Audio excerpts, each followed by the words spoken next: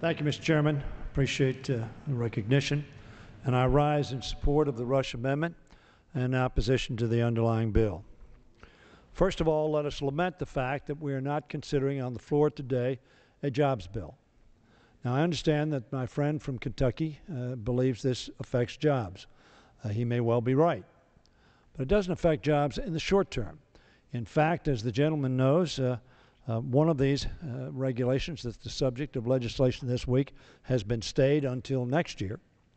And the EPA is working very closely with the cement industry and particular individuals in the cement industry to try to work towards an implementation which they can, in fact, comply with.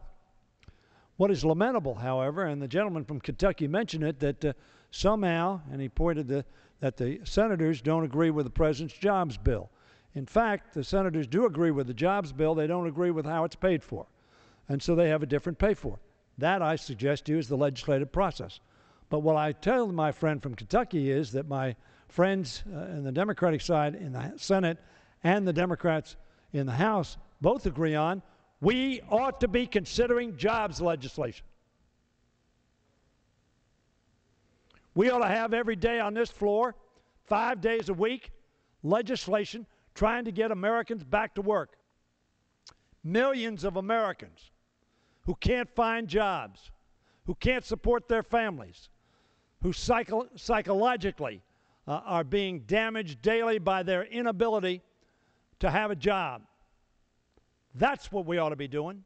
We've been in this Congress now for almost 10 months. 9 months plus, and we haven't had a jobs bill on this floor. The President of the United States came before the Congress and the American people and said, I've got a bill, the American Jobs Act, and it invests in creating jobs, it invests in putting money in people's pocket, it invests in making small businesses more able to expand their base, expand jobs, grow their businesses.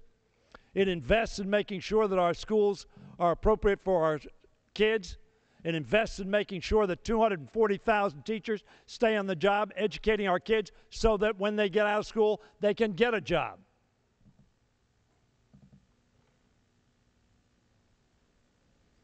And yet, my friends, we are here talking about two industries vital to America's well-being. I couldn't agree more with the gentleman from Kentucky. We need to have regulations and rules that are consistent with America's being able to grow their businesses. But nobody, and the gentleman from Kentucky said, you're concerned about the air. I'm absolutely convinced of that. I know you are. But I'm also convinced that the gentleman from California, who's been such a giant in this effort for clean air in America, was correct when he said, the witness said, you ought to do away with the Environmental Protection Agency and the Clean Air Act.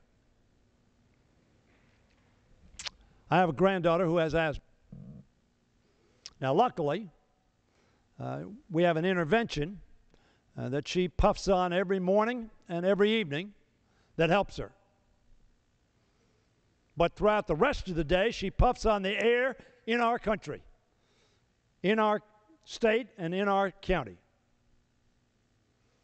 And Americans expect us, as their representatives, to try to the extent we can to make sure that air is healthy and breathable and life-sustaining. And so, yes, we have to make a balance. And that balance is between making sure that our people are healthy and making sure also, hopefully, that they're wealthy.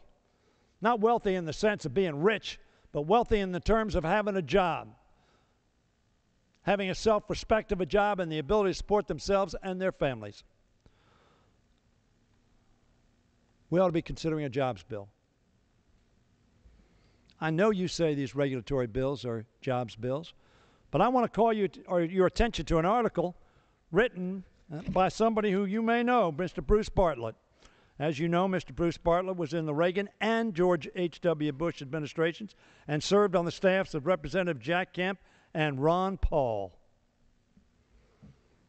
He has never been on our press staff. And he says the focus on these regulations, as if they're job creators or job destroyers, is inaccurate.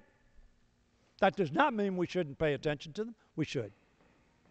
But ladies and gentlemen, we ought to have on this floor jobs legislation, job creation legislation. Bring to the floor the president's bill. If you don't like it, vote against it. If you don't like it, amend it. But give the American public, the American people, the chance to have a jobs considered on this floor to give them hope and opportunity. And I yield back the